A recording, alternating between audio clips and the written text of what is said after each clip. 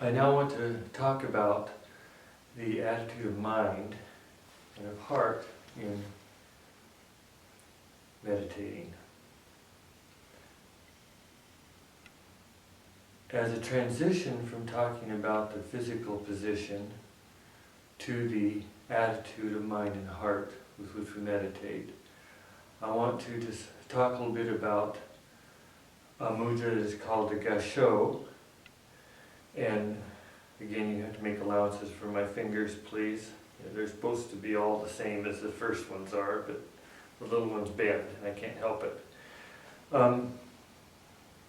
The gasho is made by putting the hands together, no space between the palms, no space between the fingers. You can also extend the gasho into an actual bow, and later on in this series of talks I'll show how to do a full bow right down to the floor. This is an important point to make in order to understand the attitude with which meditation is begun. Great Master Dogen said, if your first step is false, you will immediately stumble. If you start meditating, if you go to meditation with an inappropriate attitude, you immediately stumble. You make it much more difficult for yourself. If you go to meditation with an appropriate attitude, you help yourself tremendously. What is the attitude with which to undertake meditation?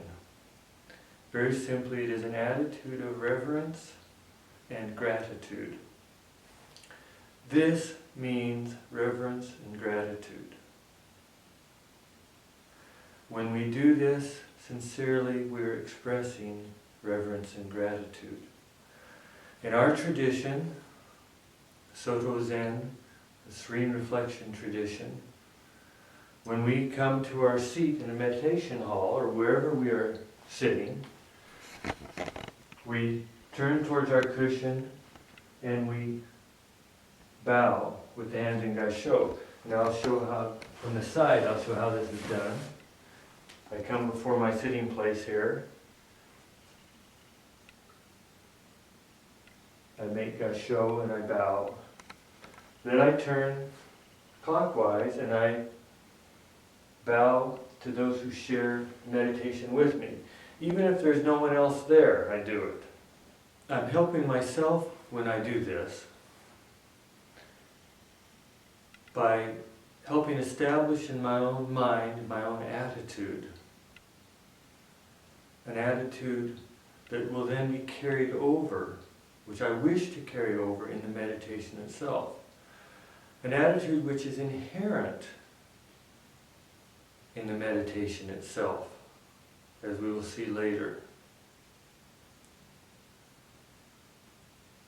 So I'm getting it started on the right foot. So again, I come to my sitting place, I bow. Respect and gratitude, I bow. Now I sit to face the wall. Okay, what is it that I'm doing then when I'm sitting facing the wall? I have a little demonstration I want to do here. I have here a plastic container with some water in it and some sand. So if I shake this,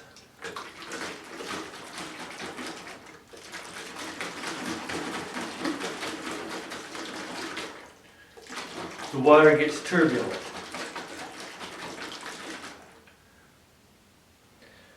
If I leave it a while and don't mess with it, the particles in the water will settle down and will gradually clarify.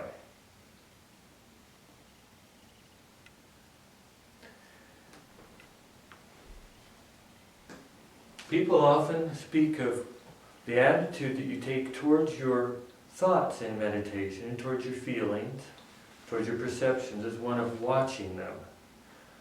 But I prefer to think in this way, that in the course of our daily life, we often unknowingly are shaking our jar of thoughts and feelings, perceptions up, and agitating them, and making the clear water of our own true nature appear to be turbulent. What we're doing when we meditate is we're allowing that turbulence to calm, and we're allowing those particles to settle out, so that what we're left with is the clear water.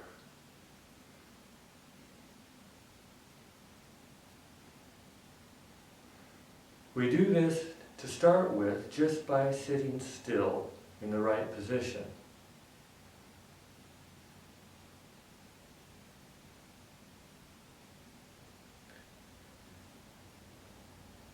Then as thoughts and feelings and perceptions arise, we allow them to arise and we allow them to pass.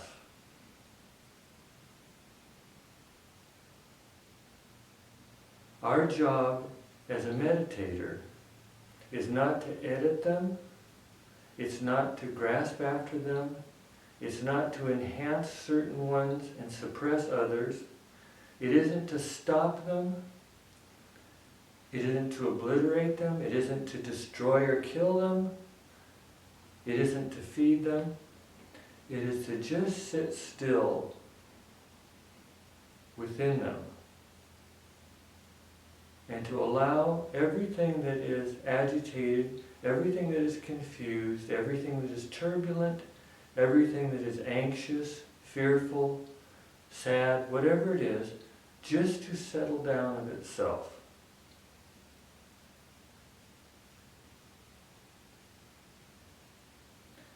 Another way to put it is that it's like sitting beside a river.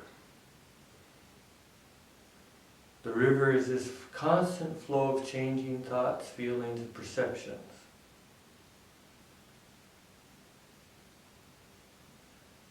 Allowing that river to flow on by, not judging it, not getting there, leaping into the middle of it, but just letting it flow by.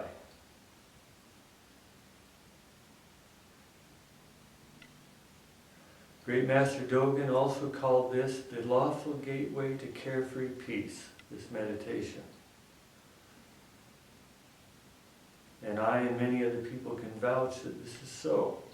This is a good description of it. In his rules for meditation, he also advised, don't try to think and don't try not to think. Just sitting with no deliberate thought is the important aspect of Serene Reflection Meditation. You're not trying to think particular kinds of thoughts. You're not trying to feel a particular way. Many people think that they're supposed to feel peaceful, that they're not supposed to feel afraid or unhappy or agitated. There is no supposed to in this. Our job as meditators is to simply accept what is flowing by in the river and let it flow on by.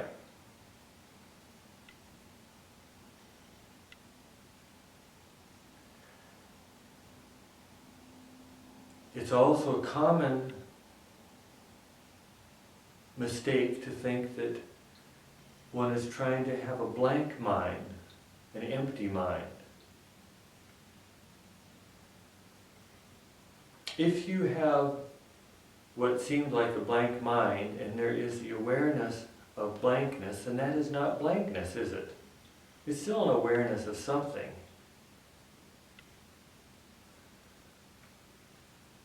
There's no consciousness without an object of consciousness.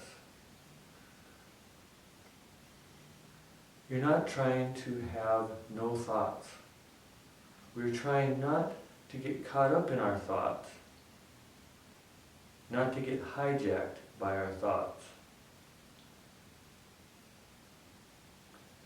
Sometimes when they sit down to meditate, one starts out agitated. One stays agitated through the whole thing, through the whole period of meditation, however long that may be. And yet when one gets up, one unaccountably feels more peaceful than when one sat down. Sometimes when we'll sit down in meditation, when we'll start out in a relatively agitated state and end up the meditation in a serene, untroubled state altogether. Sometimes one may sit down feeling peaceful and serene, then have something come up in the meditation that is hard to handle and that is very disturbing. In all cases, in all these cases, in every other possible case, your job as a meditator is still just the same. Don't try to think, don't try not to think. Just sitting with no deliberate thought is the important aspect of Serene Reflection Meditation.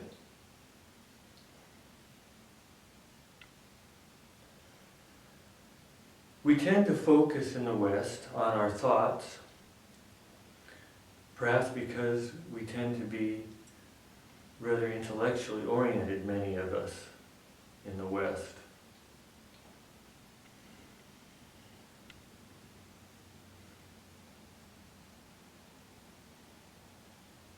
But another way to describe meditation is that you're just sitting still with an open heart. Sitting still with an open heart. The beginning point for sitting still is just physically sitting still. It's very important not to fidget when doing meditation. I put a lot of emphasis in my talk on the physical aspects of meditation, on the importance of getting that initial balance and getting settled in the right position. Once you've got that position, then sit still. If you're sitting for 5 minutes, sit still for 5 minutes. If you're sitting for 10 minutes, sit still for 10 minutes. If 20 or 30 or 40 minutes, however long it is, sit still for that time. Generally speaking, by the way, we don't recommend sitting more than about 40 minutes maximum before doing something else, if only a walking meditation, which again I'll get into in a later talk. Don't turn this into torture. Don't turn this into some form of asceticism. We do this in order to help ourselves to be true to something within us that is calling us to a deeper spiritual life.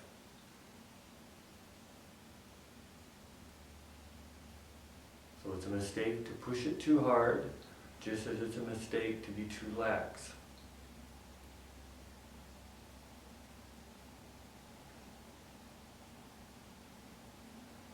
Both at the beginning and at the ending of sitting meditation, we do a bow. In a monastery, in a temple, when you're sitting with other people, the meditation is indicated, the beginning and end of meditation are indicated by the ringing of a bell. And when that bell rings, we all silently bow, then return our hands to the meditation mudra.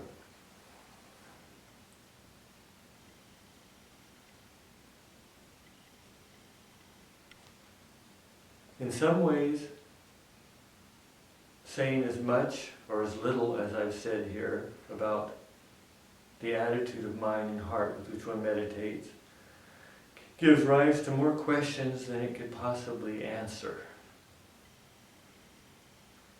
And there's no way that I or anyone else can address all of those questions. The best way to find out about it is to do it a bit. The talks that will follow this one, in this series, will presume that people are doing it at least a bit. If you've never done this before, my recommendation is you start out very lightly, with a very light touch. Try it just a few minutes at a time. Pick a time when you can have some privacy. Pick a place that is clean, that is neat, that is as free as possible from distraction. You'll turn the phones off, turn the computers off, whatever it is. It's the time just for you and your true nature to get to know one another better.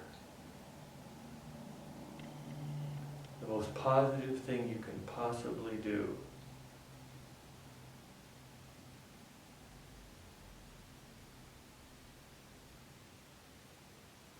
Then, as you get acquainted with the meditation, and as you build confidence, then just extend it a little bit at a time.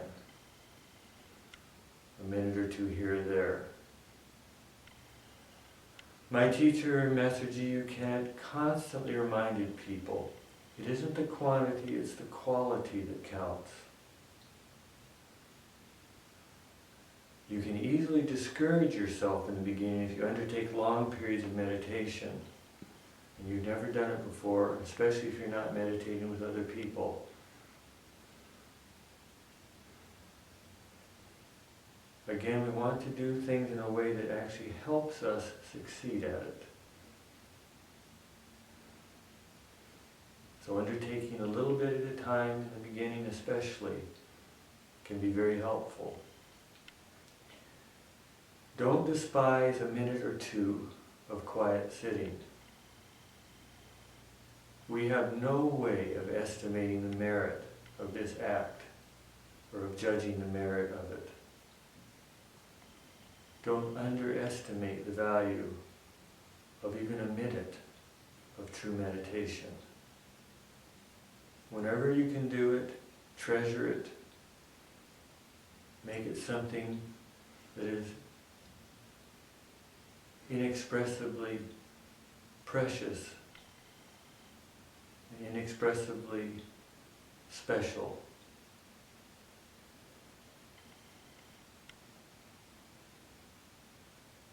And then you will want to continue it, even when at times it is something that is very difficult to do.